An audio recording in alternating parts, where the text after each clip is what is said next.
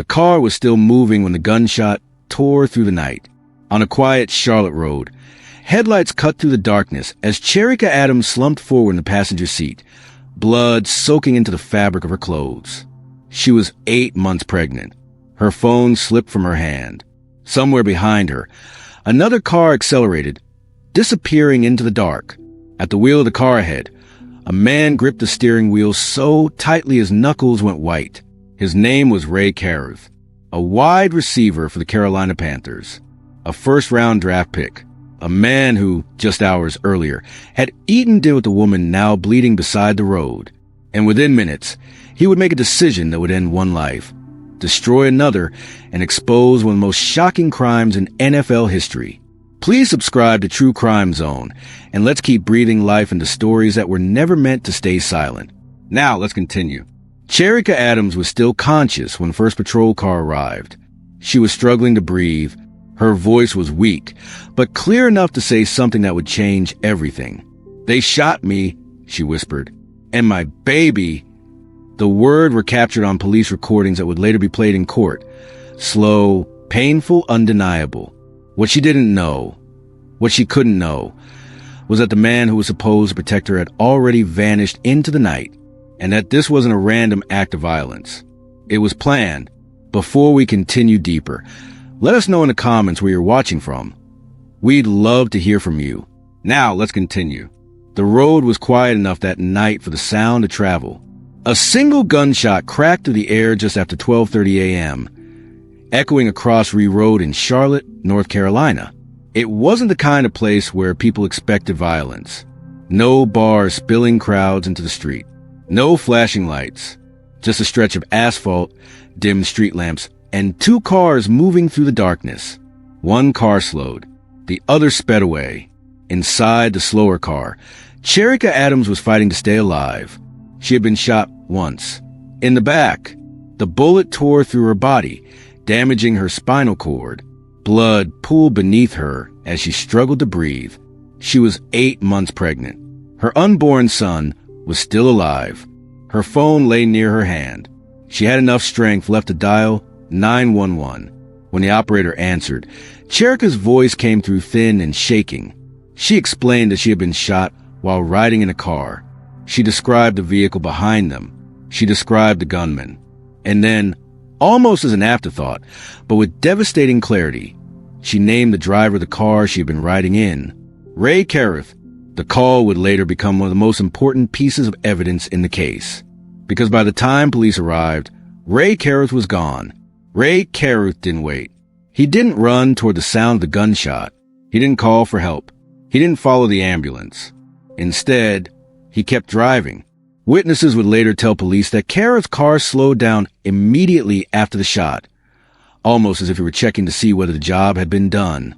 Then he accelerated and disappeared. Within minutes, emergency responders were rushing Cherica Adams to Carolina's medical center. Surgeons worked to save her and her baby. They delivered her son by emergency cesarean section. The baby survived. Cherica did not. She lingered for weeks, paralyzed and unable to speak, before complications ended her life. But before she lost consciousness, she told investigators exactly what happened. She had trusted the wrong man. At the time of the shooting, Ray Carruth was living a life many people only dream about. He was 25 years old, a first-round NFL draft pick, a wide receiver for the Carolina Panthers. From the outside, he looked like the perfect success story. College star, professional athlete, money, fame, opportunity. But behind the public image, things were coming apart. Carruth and Cherica Adams had been involved in a complicated, secretive relationship. Cherica was intelligent, ambitious, and deeply committed to the idea of family. When she became pregnant, she believed the child would bring them closer. Carruth did not see it that way. To him, the pregnancy represented exposure, financial obligation, loss of control, and according to prosecutors, he began looking for a way out. Phone records would later tell a story Carruth never intended anyone to read. In the days leading up to the shooting, Carruth was in constant contact with several men, Michael Kennedy, Van Brett Watkins, and others tied to the Charlotte underworld. Conversations circled around money, logistics, and timing. On the night of November 15th, 1999, the plan moved forward. Kareth invited Cherica to dinner. They talked. They ate. Nothing appeared unusual. Afterward, they left the restaurant in separate cars. Kareth in front, Cherica following behind, unaware she was being guided into an ambush. At a predetermined stretch of road, Kareth slowed down. That was the signal. A car pulled up alongside Cherica's vehicle. Van Brett Watkins leaned out with a gun and fired once. Kareth didn't flinch. He drove away. Within hours, Kareth was speaking to police. He claimed he didn't know what happened. He said he thought the gunshot was a tire blowing out. He insisted he had nothing to do with it, but the evidence was already stacking up. Witnesses contradicted his story. Phone records contradicted his timeline. And Cherica Adams, before losing consciousness, contradicted everything.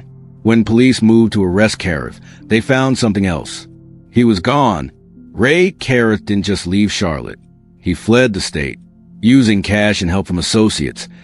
Kareth crossed state lines and ended up hiding in the trunk of a car outside Memphis, Tennessee. He believed he could outrun the truth, that the fame that once protected him might still shield him. It didn't. After a nationwide manhunt, Kareth was arrested. The NFL star was now a fugitive suspect in a murder-for-hire case involving his own unborn child. And the story was only beginning. By the time Ray Kareth was placed in handcuffs, the public image had already collapsed. But what hadn't yet surfaced was why he believed this was his only option, how the conspiracy truly formed, and what would come out once the courtroom doors closed behind him, before the police lights, before the courtroom sketches, before his name became shorthand for betrayal. There was a young man from California who believed he was destined for something bigger. Ray Lamar Kareth was born in Sacramento in 1974. He grew up athletic, confident, and disciplined enough to turn talent into opportunity. Football wasn't just a game for him. It was a ladder, one that led out of obscurity and toward status. At the University of Colorado, Kareth thrived. He wasn't the flashiest player on the field, but he was reliable, smart, and fast. Coaches trusted him. Teammates respected him. NFL scouts noticed. In 1997, the Carolina Panthers selected him in the first round of the NFL draft. That moment changed everything. The money came quickly. The attention followed. And with it came a new kind of pressure, the kind that doesn't show up on highlight reels. To fans, Ray Kareth was a professional athlete living the dream. To those close to him, he was more complicated. Kareth was intensely private. He guarded his personal life carefully, especially anything that might disrupt his career or public image. He wanted control over how he was seen, over what people knew, over where his life was headed. That need for control would later become a central theme in the case. In Charlotte, Kareth moved through a world of teammates, events, and casual relationships. It was there that he met Cherica Adams. Cherica Adams was not chasing fame. She was intelligent, articulate, and deeply grounded. She worked as a real estate agent and had plans that didn't revolve around anyone else's spotlight. Friends describe her as warm, thoughtful, and serious about relationships. When she and Kareth began seeing each other, it wasn't public. Kareth insisted on keeping things quiet. Cherica accepted that, at first, but secrecy has a way of changing people. Over time, Cherica wanted clarity, commitment, a future that didn't require hiding. Then she became pregnant. For Cherica, the pregnancy was life-changing, but hopeful. For Kareth, it was a crisis. According to friends and later testimony, Kareth reacted with fear and anger. He worried about child support. He worried about how it would affect his career. He worried about exposure. Instead of stepping forward, he pulled away. Cherica began documenting their interactions, emails, letters, notes, not out of spite, but out of confusion and pain. She wanted him to acknowledge their child. She wanted responsibility. Kareth wanted the situation to disappear. NFL contracts can look enormous from the outside, but Kareth's reality was tighter than it appeared. He had already missed games due to injury. His future with the Panthers was uncertain. A long-term career wasn't guaranteed. And the financial obligation of a child, especially one born outside a public relationship, terrified him. Prosecutors would later argue that Kerith saw the pregnancy not as a beginning, but as a threat, and threats, in his mind, had solutions. This is where the story takes a darker turn. Kerith began spending time with men far removed from the NFL world, men with criminal records, men who lived by different rules. Among them were Michael Kennedy and Van Brett Watkins. Phone records would later reveal frequent contact between Kerith and these men in the weeks leading up to the shooting.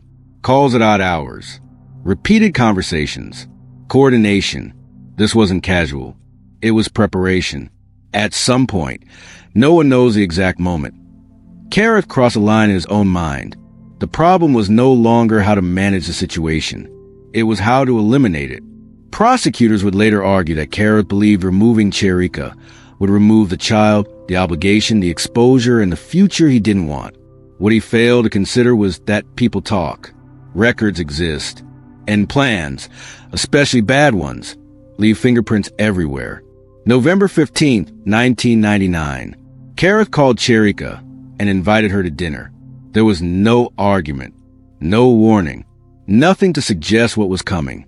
To Cherica, it may have felt like progress, a chance to talk, a moment of normalcy.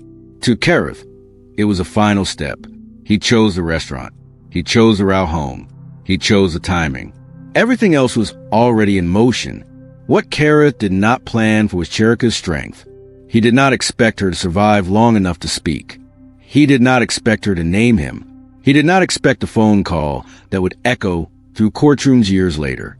And he did not expect the story to refuse to stay buried. By the time Kerith invited Cherica to dinner, the decision had already been made. The gunshot on Ree Road was not a moment of panic. It was a final act of a plan built on fear and control. By the time Ray Kerith sat down with detectives, the story had already begun telling itself. He just didn't realize it yet, because conspiracies don't collapse all at once. They crack, they leak, and then they start talking. Police didn't need a confession to know something was wrong. Witnesses along Ree Road told investigators they had seen two cars working together, not one. They described how Kerith's vehicle slowed almost deliberately, how the second car pulled alongside Cherica Adams, how the shot came from close range.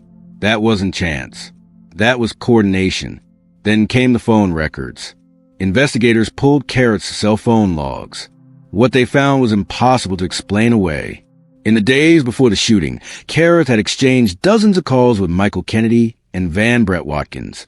Some calls lasted only seconds, classic check-ins. Others were longer, more deliberate. On the night of the shooting, the pattern tightened. Calls before dinner, calls after dinner, calls right before the gunshot, and then silence. To detectives, it looked like a countdown. Van Brett Watkins was not a mystery man. He had a criminal history. He had access to weapons. And he had no reason, none, to be anywhere near Cherica Adams at night unless someone put him there. Witnesses identified his vehicle. Ballistics matched the weapon. And when police arrested him, the case took a sharp turn. Because Watkins didn't stay quiet. Watkins told investigators that Ray Kerith was the one who planned everything. According to Watkins, Kerith explained the route, the timing, and the signal. Kerith would drive in front. Cherica would follow. When Kerith slowed down, Watkins would act. It wasn't emotional. It wasn't chaotic. It was transactional. Money had been discussed. This wasn't rage. This was a decision. Michael Kennedy played a quieter role, but his involvement mattered. He was a connector, the intermediary, the one who helped Kerith move between worlds, the NFL star and the people willing to do what Kerith wouldn't do himself. Kennedy's phone records lined up with Kerith's almost perfectly. 2 phones, 1 timeline, and then there was Kerith's flight. When Kerith disappeared, he believed he was buying time. Instead, he was confirming suspicion. Police traced his movements through financial records and witness tips. When he was finally found hiding in the trunk of a car outside Memphis, the image was unavoidable. This was no longer a misunderstanding. This was a man running from his own decisions. But the most devastating evidence didn't come from phones or witnesses. It came from Cherica Adams herself. before losing the ability to speak. Cherica communicated with investigators through written notes and nods. She identified Kareth as the driver. She confirmed the setup. She made it clear this was no accident. Her words were steady. She knew exactly what had happened. Weeks later, complications from the shooting ended her life. But her testimony did not disappear with her. It followed Kareth into court. When the trial began, the contrast was stark.